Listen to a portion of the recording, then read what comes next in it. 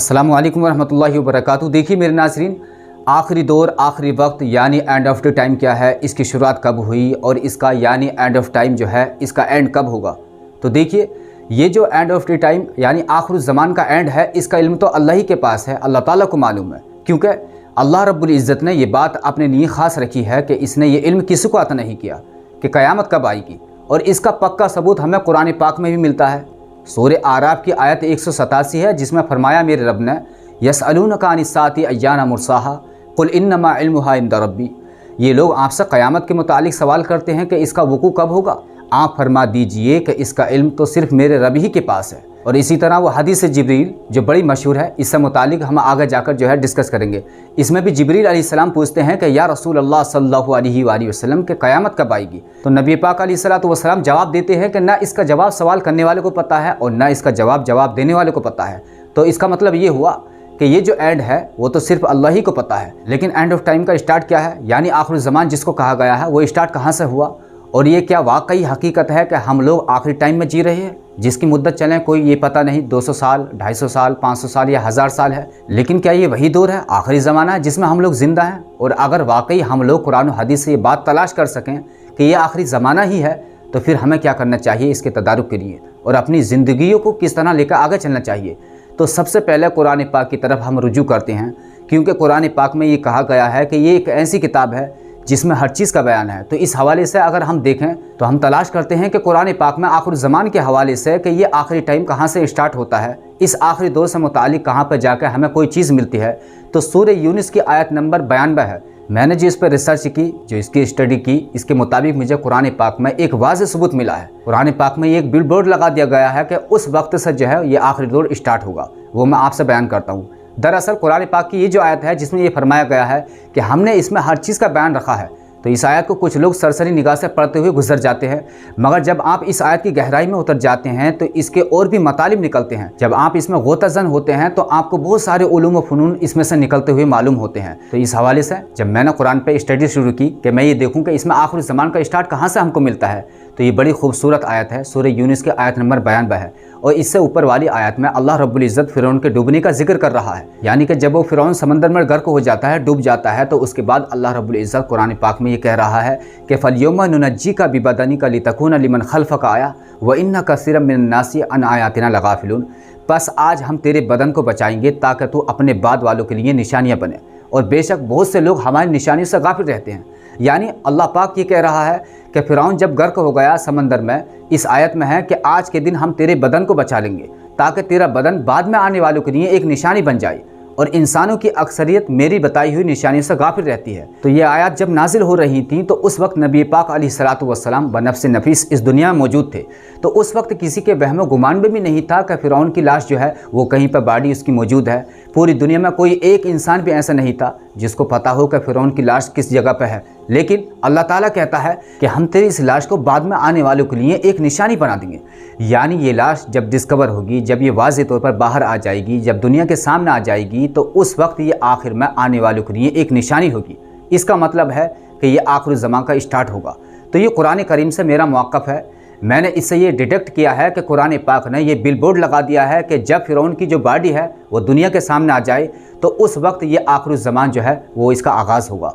तो यह आखिरी ज़मान कब शुरू हुआ, तो यह 1886 में जब फ़िरौन की बॉडी डिस्कवर हुई। और फिर आप सब लोगों ने देखा कि किस तरह इसे तकरीबन 1920 के अराउंड अबाउट में किस तरह मिस्र से फिर इसको पेरिस ले जाया गया, फिर इसे पूरी सलामी दी गई, इसे पूरा सल्यूट दिया गया। यूँ समझ लीजिएगा 21 गन्स का सल्यूट इसको वहाँ पर दिया गया, जिसे कहते हैं 21 तोपों की सलामी, इसको वहाँ पर दी गई। किसी बड़े शहंशाह की तरह इसकी बॉडी का इस्तकबाल किया गया और फिर वापस वो मिस्र में ला कर रख दी गई। यानी ये टाइम है 1886 फ़िरौन की बॉडी डिस्कवर दरियाफ़त होने का। आगे हम चलते हैं कि हमारे इस मौक़िफ़ को सपोर्ट करने के लिए क्या अहादीस टेली करती हैं। तो अब हम हदीस की तरफ आते हैं। तो सबसे पहली हदीस जो मैं आपको कोट करूँगा वो हदीस जिब्रील है। ये हमारी तमाम किताब मौजूद है, इसको मुतवातिर का दर्जा हासिल है। मैं मुस्लिम से इसको कोट कर रहा हूँ, वो इसलिए क्योंकि ये सही मुस्लिम की पहली हदीस है। सही मुस्लिम का स्टार्ट ही इस हदीस से होता है और इसके रावी जो हैं वो उमर इब्नुल ख़त्ताब हैं। अब्दुल्ला बिन उमर रज़ी अल्लाहु अन्हुमा कहते हैं कि मैंने अपने बाप उमर इब्न ख़त्ताब से सुना है, और इससे पहले वो कसम खाते हैं कि मैं कसम खाता हूँ कि मैंने ये बात अपने बाप से बनफ्स नफीस सुनी है डायरेक्ट, तो सैयदना उमर फारूक रदी अल्लाह अन्हु कहते हैं, देखिए आप लोगों को मालूम होगा कि सैयदना उमर फारूक रदी अल्लाह अन्हु से बहुत थोड़ी अहादीस जो हैं वो रिवायत हुई हैं, बहुत ही थोड़ी। मेरा ख्याल है कि 10 से भी कम, शायद 4 या 5 हैं। ये सबसे बड़ी हदीस जो है, जिसको हम हदीस जिब्रील कहते हैं, जिसमें ईमान और इस्लाम और आगे कुछ चीज़ें जिक्र हुई हैं, जो मैं आपसे डिस्कस करने वाला हूँ। तो सैयदना उमर फारूक रदी अल्लाह अन्हु इसके रावी हैं। सैयदना उमर बिन खत्ताब रदी अल्लाह अन्हु कहते हैं कि हम नबी करीम अलैहिस्सलातु वस्सलाम की मजलिस में बैठे हुए थे, तो हमने देखा कि एक शख्स आया है और वो नबी पाक अलैहिस्सलातु वस्सलाम के घुटनों के साथ अपने घुटने जोड़ के उनके सामने बैठ गया है और उसने अपने हाथ नबी पाक अलैहिस्सलातु वस्सलाम की रानों के ऊपर रख दिए। और वो शख्स जो था उसके सफ़ेद कपड़े थे और उसके ऊपर सफ़र के कोई निशान भी नहीं थे। इसलिए हम हैरान हुए कि इतना तरोताज़ा शख्स जो है ये कैसे यहाँ तक आ गया है, जबकि ये मुसाफिर भी नहीं है और मदीने का रहने वाला भी नहीं है। तो ये शख्स वहाँ आकर उस मजलिस में इस शख्स ने नबी पाक अलैहिस्सलातु वस्सलाम के रानों के ऊपर अपने हाथ रखे और कहा कि या रसूल अल्लाह सल्लल्लाहु अलैहि वसल्लम, इस्लाम क्या है, मुझे इस्लाम के बारे में बताइए। इस पर आप सल्लल्लाहु अलैहि वसल्लम ने फरमाया, इस्लाम यह है कि तुम इस बात की गवाही दो कि अल्लाह ताला के सिवा कोई इबादत के लायक नहीं और मोहम्मद रसूलुल्लाह सल्लल्लाहु अलैहि वसल्लम उसके रसूल हैं। नमाज का एहतमाम करो, ज़कात अदा करो, रमज़ान के रोज़े रखो और अगर अल्लाह के घर तक रास्ता तय करने की इस्तिताअत हो तो उसका हज अदा करो। उसने कहा, आपने सच फरमाया। हज़रत उमर रदी अल्लाह अन्हु ने कहा, हमें उस पर बड़ा ताज्जुब हुआ कि आप सल्लल्लाहु अलैहि वसल्लम से पूछता है और ख़ुद ही आप सल्लल्लाहु अलैहि वसल्लम की तस्दीक करता है। उसने कहा, मुझे ईमान के बारे में बताइए। तो इस पर आप सल्लल्लाहु अलैहि वसल्लम ने फरमाया, ईमान यह है कि तुम अल्लाह ताला, उसके फ़रिश्तों, उसकी किताबों, उसके रसूलों और आखिरी दिन पर ईमान रखो और अच्छी और बुरी तकदीर पर भी ईमान लाओ। उसने कहा, आप सल्लल्लाहु अलैहि वसल्लम ने दुरुस्त फरमाया। फिर उसने कहा कि मुझे एहसान के बारे में बताइए। तो इस पर आप सल्लल्लाहु अलैहि वसल्लम ने फरमाया, एहसान यह है कि तुम अल्लाह रब्बुल इज़्ज़त की इबादत इस तरह करो गोया कि तुम उसे देख रहे हो और अगर तुम उसे नहीं देख रहे हो तो वो तुम्हें देख रहा है। फिर उसने कहा, आप मुझे क़यामत के बारे में बताइए। इस पर आप सल्लल्लाहु अलैहि वसल्लम ने फरमाया, जिससे क़यामत के बारे में सवाल किया जा रहा है वो पूछने वाले से ज़्यादा नहीं जानता है। तो उसने कहा कि मुझे उसकी कुछ अलामात ही बता दीजिए। इस सवाल पर आप सल्लल्लाहु अलैहि वसल्लम ने फरमाया कि अलामात क़यामत ये हैं कि आप सल्लल्लाहु अलैहि वसल्लम ने फरमाया कि एक वक्त आएगा कि जब तुम नंगे पाँव, नंगे बदन, मोहताज बकरियाँ चराने वालों को देखो कि वो ऊँची से ऊँची इमारतें बनाने में एक दूसरे के साथ मुकाबला कर रहे होंगे।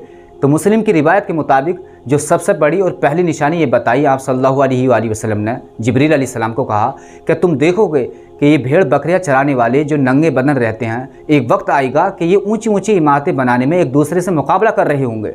अब आप देखें कि ये ऊंची ऊंची इमारतें बनाने वाले कौन हैं और ये भेड़ बकरियां, काले ऊँट चराने वाले ये कौन लोग हैं। आप लोगों को ये सुनकर बड़ी हैरानगी होगी कि काले ऊँट जो हैं ये नजद के इलाके में पाए जाते थे और ये बनु तमीम, बनु अब्द कैस और बनु हनीफा, इनके पास भेड़ और बकरियों के बड़े बड़े रेवड़ होते थे और इनकी ये आदत थी कि ये नंगे पाँव भेड़ बकरियां चराया करते थे।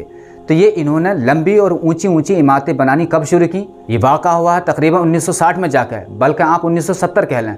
इसका मतलब ये हुआ कि 1886 को अल्लाह ताला ने फ़िरौन की बॉडी को डिस्कवर करवाया, तो उस टाइम से ये आखिरी ज़मान का स्टार्ट हो गया था। तो ये कुरान करीम का पहला फैसला आ गया। उसके बाद जो हदीस ने सबसे बड़ी निशानी बताई कि ये ऊंची ऊंची इमारतें बनाने में एक दूसरे से मुकाबला करेंगे, ये तकरीबन 100 साल के बाद यानी फ़िरौन की बॉडी के डिस्कवरी के बाद अरब अमारात में ये ऊंची ऊंची बिल्डिंगें बनाने का, एक दूसरे से मुकाबला करने का ये मुकाबला शुरू हुआ और आज ये मुकाबला अपने पीक पर है। पहले बुर्जुल अरब बना, फिर बुर्जुल खलीफा, अब बुर्जुल जद्दा बन रहा है। आप मक्का में चले जाएँ, आपको कई एक इमारत जो हैं 25 स्टोरी से कम नज़र नहीं आएंगी।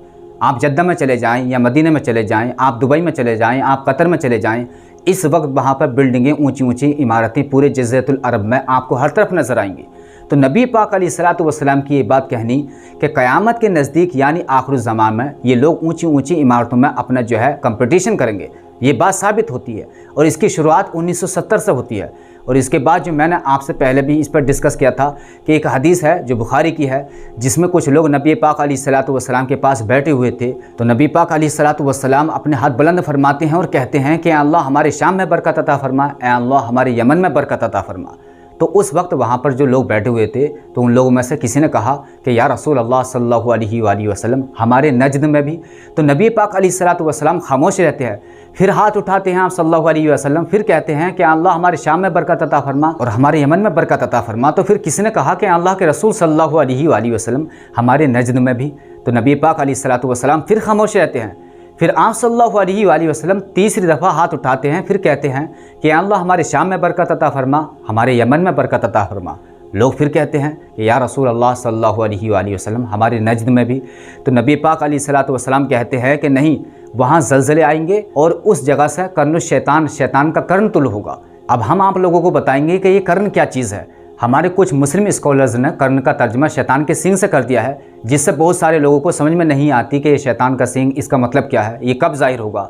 तो कर्न का लफ्ज़ नबी पाक अलैहिस्सलातु वस्सलाम ने अपनी पूरी ज़िंदगी में कभी भी सींग के लिए इस्तेमाल नहीं किया, और कुरान पाक में कर्न, कराइन और कुरून ये तकरीबन 28 दफ़ा इस्तेमाल हुआ है, और हर जगह पर कर्न का मतलब ज़माने के लिए इस्तेमाल हुआ है, ये कभी भी सींग के लिए इस्तेमाल नहीं हुआ। और इस हदीस में नबी पाक अलैहिस्सलातु वस्सलाम का मतलब ये है कि वहाँ से शैतान का कर्न जो है वो तुलू होगा, यानी शैतान का ज़माना जो है वो नजद के इलाके से तुलू होगा। तो अगर नजद के इलाके से शैतान का ज़माना तुलू होता है तो नजद वालों को जो इक़्तिदार है 1926 में मिलना शुरू हुआ, और 1936 में फिर ये पायदार हुआ, और इसके बाद नजद के जो दूसरे कबाइल हैं वो आ गए, 1970 में जो है वो आके आज़ाद हुए, ये यूएई वाले जो हैं। तो इसका मतलब ये हुआ कि 1886 में कुरान के मुताबिक आखिर ज़मान स्टार्ट हुआ, और इसके बाद जो बड़ी बड़ी इमारतों वाली हदीस है तो ये पूरी हुई 1970 में।